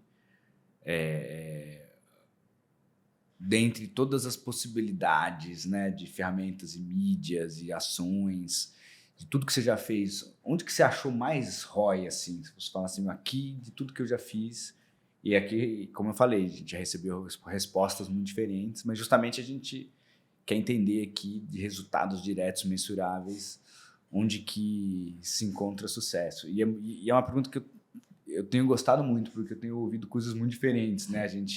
No começo eu achei que iam ser respostas muito parecidas, né? Inclusive a pauta do podcast ao longo desses mais de 50 episódios, ela foi mudando muito, porque tinha perguntas que a resposta era quase que meio que sempre a mesma, né? Acaba ficando uma resposta meio genérica. Daí eu fui tirando essas perguntas, e as perguntas que foram ficando na pauta são as perguntas que realmente têm respostas muito diferentes. E essa é uma que eu acho muito legal, porque às vezes a gente está esperando ouvir mais do mesmo, né? E cada um me traz um olhar diferente aqui. Então, depois de todo esse disclaimer aí, o que você acha que teve mais resultado de tudo que você já fez aí do ponto de vista de ferramenta ou mídia ou ação? Legal. Isso para mim vai variar de acordo com o ROI que você está buscando, obviamente, né? Em relação a, cara, quero engajamento, quero público, eu quero audiência, eu acho que o uso de influenciador é muito importante, tá certo? Ter essa comunicação direta com o público para engajamento, para se levar a palavra, eu acho muito importante. Em relação, se eu vou pensar a retorno de venda mesmo, comercial, certo? Como que eu consigo influenciar isso? De novo, eu volto no ponto de foco nas pessoas. Como a gente vende para laboratório, o que mais me traz resultado, no final das contas, são os pequenos eventos centrados no laboratório.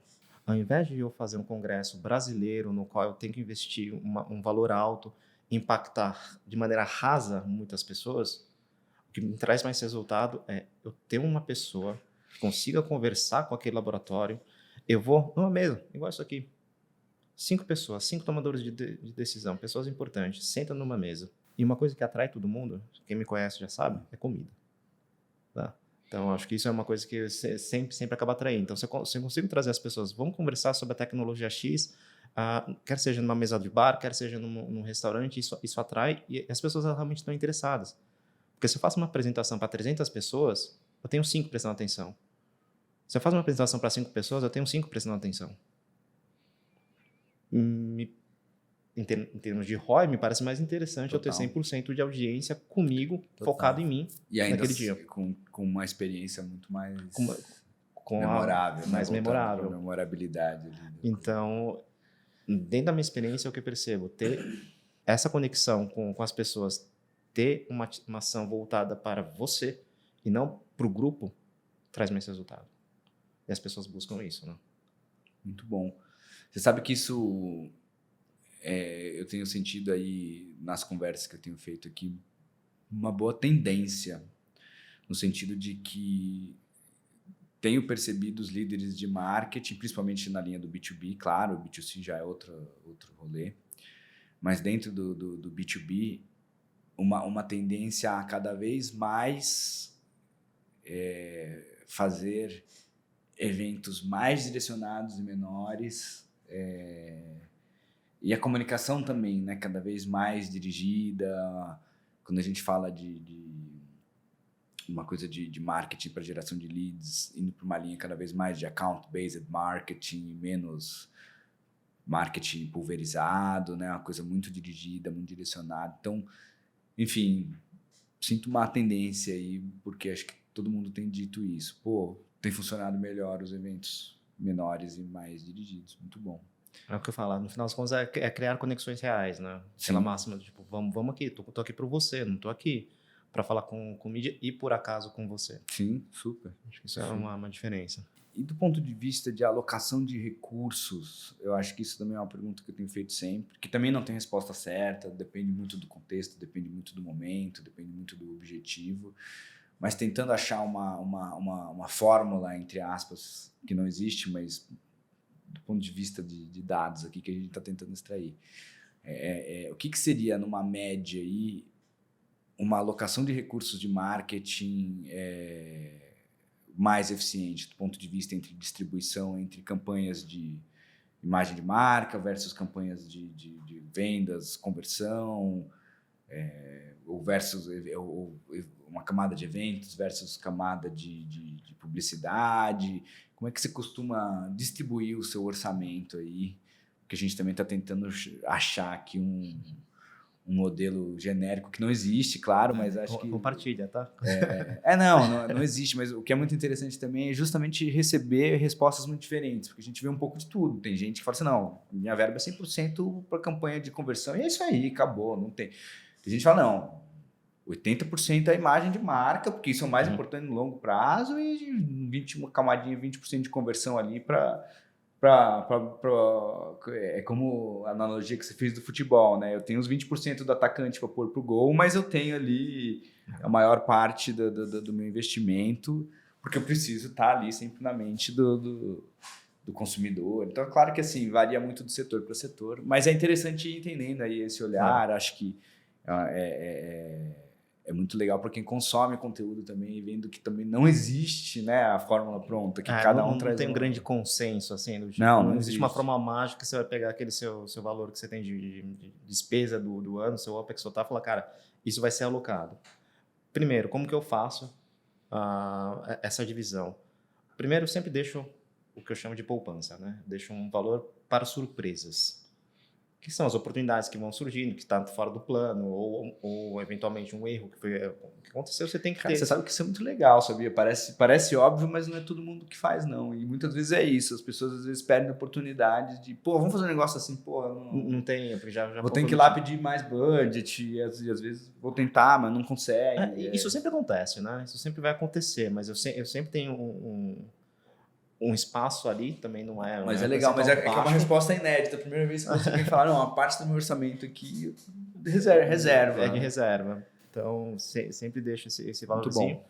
E eu acabo fazendo, na verdade, a partir do meu plano comercial, ou seja, o plano de vendas que eu tenho para o ano seguinte, tá certo? Quais são as linhas que nós definimos como empresa que vão crescer? São essas linhas que eu vou crescer? Beleza. Agora, eu entendo qual que é o produto que eu quero falar. De novo, um exemplo. Um produto que eu já estou consolidado no mercado, onde eu tenho 80% do market share. Eu preciso convencer o laboratório de que ele precisa comprar meu produto? Não. Ele já compra o meu produto. Eu preciso fazer com que esse meu laboratório tenha mais demanda. Então, boa parte da minha verba vai ser para que tipo de campanha? Para convencimento de público em geral, para fazer mais teste para o cara. Ações de co-marketing com o meu laboratório. Boa parte vai ser para isso. Esse é o principal crescimento, então vai ser o principal fonte não principal, mas vai receber um aporte de verba dentro das estratégias. Vou criar awareness, vou falar com todo mundo. Existem produtos que não, eu preciso convencer o meu parceiro que ele precisa da minha tecnologia e não do meu concorrente. Como que eu faço isso? Com esses eventos menores? Então tá, e esse é meu produto-chave, que daqui a 5 anos é onde a empresa quer estar, aqui vai receber boa parte da minha verba. Então, vou planejar 10 eventos dentro do Brasil para o ano, cada evento vai me custar, sei lá, 10 mil reais, só para colocar número. Eu falo, olha, essa é a verba que eu vou ter com essa estratégia. Porque se eu avisar todo mundo da tecnologia, quem ganha não sou eu, é meu concorrente. Então, eu preciso entrar nesse laboratório. Então, é dessa maneira que a gente vai fazendo o nosso quebra-cabeça. Qual que é o objetivo de cada uma das linhas, as linhas que nós temos de maior impacto, onde a empresa quer seguir. Tá? E um ponto importante também que eu falo é não só deixar a equipe de vendas ou a sua empresa ciente de onde você vai investir esse dinheiro, mas onde você não vai investir também. E por que isso? Algumas linhas, a gente sabe que qualquer empresa tem produtos em ciclos de vidas distintos. Sim, total. E tem produto que está sendo descontinuado, tem produto que está saindo de linha. Faz sentido você continuar falando sobre aquilo, um produto que daqui a um ano você não vai ter mais? sendo que você não tem verba infinita, né? Então você fala, olha, nós não vamos fazer esse investimento porque esse produto ele vai sair de linha. Então percebam que a gente vai falar menos com as pessoas sobre esse produto. Então é importante também deixar claro para as pessoas, olha, isso é foco, isso saiu. Ah, não, mas isso é importante. Tá, mas a definição de foco não é essa. Se eu tenho foco em tudo quanto é coisa, eu não tenho foco em absolutamente nada. Então é importante também comunicar o que vocês vão fazer e o que vocês não vão fazer. Por mais que doa. Eu gostaria de fazer tudo? Gostaria. Gostaria de ter verbas infinitas? Adoraria. Mas não é a realidade. Então acho que é essa maneira que a gente acaba fazendo. Não em percentuais, mas muito mais de acordo com como que você tem o seu plano comercial desenhado. Daí você vai alocando de acordo com aquilo. Respondi? Respondeu super, super. Baita resposta, gostei muito. E agora vamos falar um pouco de tendências, né? O nosso momento bola de cristal aqui. O que você acha que vão ser as grandes tendências para o marketing para os próximos 5, 10 anos? O que você imagina do que existe hoje ali de ferramentas, né? O que vai estar cada vez mais em alta? O que você acha que vai cair um pouco? Para onde você acha que a gente está rumando aí? Bom, o uso de mídia social, que sabe Deus qual, eu acho que vai continuar existindo. Isso é um uso. O uso de influenciadores, o uso dessa comunicação é uma coisa que vai continuar existindo. Isso não tem a menor dúvida. Material on demand. Tá? Uma tendência que a gente tem hoje, eu vejo isso muito por streaming. A gente começou na época da pandemia a fazer muito webinar, muita seminário virtual, ao vivo, aquelas lives, né? Foi feito muito. E aquilo criou um boom. Isso eu vejo que já não tem uma adesão muito grande. Tá? O que acontece? A pessoa, quando ela está no trânsito, ela vai querer ouvir alguma coisa. Quando ela está em algum outro momento, ela vai querer assistir alguma coisa. Quando ela está na casa dela e vai ligar lá o canalzinho de streaming, é o momento que ela tem aquela meia hora para assistir alguma coisa. Então, esse tipo de conteúdo eu acho que vai ser importante daqui para frente. De conseguir criar esses canais onde a pessoa, em qualquer momento, tá no avião, baixou o material, eu consigo ouvir agora. Aproveitar esses momentos para conseguir comunicar. Eu acho que isso que vai ser uma das tendências de como que eu consigo impactar com conhecimento a pessoa. Então, eu adoraria ter um canal de streaming da empresa no qual eu conseguisse fazer minisséries de tecnologia, de casos e tudo mais. Então, acho que isso que funciona. Lives caíram bastante, principalmente que cada um agora tem seu próprio horário. Não sei se a pessoa está em casa, está no escritório, está no centro. Cada um tem uma flexibilidade absurda de vida. E às vezes, cara, aquela meia horinha após almoço, cara, deixa eu assistir alguma coisa. Não é ao vivo, quero assistir quando eu quiser. Sim. Acho que isso é uma tendência boa. Eu acredito também nessa tendência. Eu mesmo, a minha tendência aí, falando Mauro consumidor, né? Não Mauro profissional de marketing, eu encaixo o conteúdo nos meus deslocamentos, é onde eu consumo mais conteúdo. Seja quando eu estou indo a pé para algum lugar, boto meu fonezinho, vou ouvindo, seja no carro, né? Então o conteúdo de áudio é muito poderoso, né? Por isso que acho que podcast é um formato muito legal. Aliás, você que está nos ouvindo aqui, deixa no comentário aí por onde que você está nos ouvindo, né? Se você está no carro, se você está em casa, se você está no trabalho, ouvindo a gente enquanto trabalha, gostaria de saber. Mas entendo que é uma tendência legal, porque realmente o ao vivo costuma ser muito raso, né? Eu viro e mexe, às vezes entra, do vídeo que está tendo uma live, às vezes pode ser até de uma pessoa que eu gosto, mas daí eu entro, está na metade, sabe, assim, ou tenho que me programar. Eu acho que a graça do mundo atual é justamente não ser a lógica da TV aberta, que eu tenho um horário para assistir um determinado programa, se eu não posso ver naquele horário, eu não vou consumir o conteúdo. Não. E eu, né, nos horários que eu tenho disponível, e acho que as pessoas de todas as idades e classes sociais hoje têm horários, né, slots de horários, e cada pessoa tem o seu próprio. E aí, beleza, estou no momento que eu posso consumir um conteúdo, né? O que eu vou consumir, onde eu vou consumir. Acho que é uma baita tendência mesmo, super concordo. Estamos chegando aqui ao final, e eu queria te fazer a última pergunta, que é uma que essa é uma das poucas perguntas que está em todos os episódios aqui, que é a nossa dica de ouro. O que é a dica de ouro? basicamente, eu queria que você pensasse aí, fizesse uma reflexão de tudo que você viveu aí na sua carreira, os chefes que você teve. Você falou aí que você teve gestores muito bons, outros não tão bons, né? Também o que você aprendeu com as pessoas que você lidera, que acho que é muito importante, a gente aprende muito também nos seus estudos aí, no seu mestrado. Se tivesse que, a partir de tudo que você aprendeu na vida aí, extrair uma grande dica, que é quase uma coisa que te norteia, um aprendizado que você tem aí, que te ajuda muito aí no seu dia a dia profissional, qual seria para inspirar aqui o pessoal que nos ouviu até o final? Isso é complicado, assim, eu gosto muito de falar, cara, vai viver, sabe? Vai, se arrisca, não tem problemas, assim, faça seus riscos, tome suas decisões. Eu gosto muito disso, falei um pouquinho aqui, com conhecimento é uma coisa que nunca ninguém vai tirar de você. Então, vai aprender. E a minha maneira de aprender é na prática. Eu não tenho problemas com isso. Eu vou me arriscar, uma coisa que eu aprendi sempre, cara. Queria sair do mundo acadêmico. Eu perguntei, cara, como que eu faço? Torne iniciativas, torne-se protagonista da sua vida, né? Aquela máxima, assim, cara, faça isso. Agora na Antártida, só um parênteses, assim, cara. Sim, eu me joguei na água a menos 1 grau, menos 10 fora. Tá doido. Todo mundo sem fala, cara, não. Cara, é oportunidade de vida, tá totalmente seguro o ambiente, risco calculado, cara, lógico que eu vou tentar fazer isso. Depois até te conto, assim, que eu achei que fosse morrer lá, mas tudo bem. Não, conta aí, o pessoal vai ficar curioso aqui. Porque tu estava lá se preparando, né, o barco é super aquecido e tudo, só que você já desce de roupão com roupa de banho, né, pra realmente pular, porque você não pula de neoprene nem nada, a graça tá nisso, né. E assim, gente, não vai dar certo não, né. Só que lá embaixo eles já colocam música, já fazem balada e tudo, não sei o quê. Então você fica entrando naquela vibe de, não, vai, vamos. Começou a chegar na minha vez, o ambiente dentro estava quente, bateu aquele vento que entrou pela porta, bateu só no meu pé. Meu pé fez isso de cãibra. Na hora. Aí eu parei e falei, eu vou morrer. Porque se deu cãibra no meu pé com esse ventinho, quando eu pular eu vou virar uma bola de cãibra. Só que na hora, quando eles começam a te colocar a proteção, cara, eu esqueci daquela minha cama, me joguei. Cara, espetacular.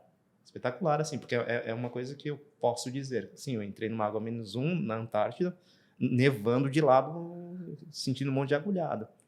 É gostoso? Cara, entrar numa água fria. Mas é uma experiência de vida bacana. Então, por isso que eu falo, cara, se joga. Deve rolar um descarrego monstro. É igual saltar de paraquedas, né? Você já saltou, nunca não? Saltei. Já saltou, Gabriel? O que é bacana é que eu saltei 2 vezes. A primeira vez eu xinguei absolutamente todo mundo da minha vida. Porque assim, você está caindo, não faz sentido na sua cabeça. Certo? Você está caindo, você está caindo, cara. Não faz sentido um avião abrir a porta e você se jogar. E não tem como, acho que não falar assim, pô, e se não abrir, né?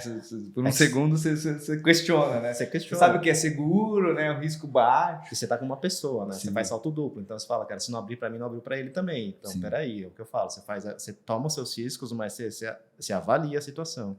Na segunda vez, eu até brinco falando que quem saltou comigo foi minha mãe, ela estava do meu lado.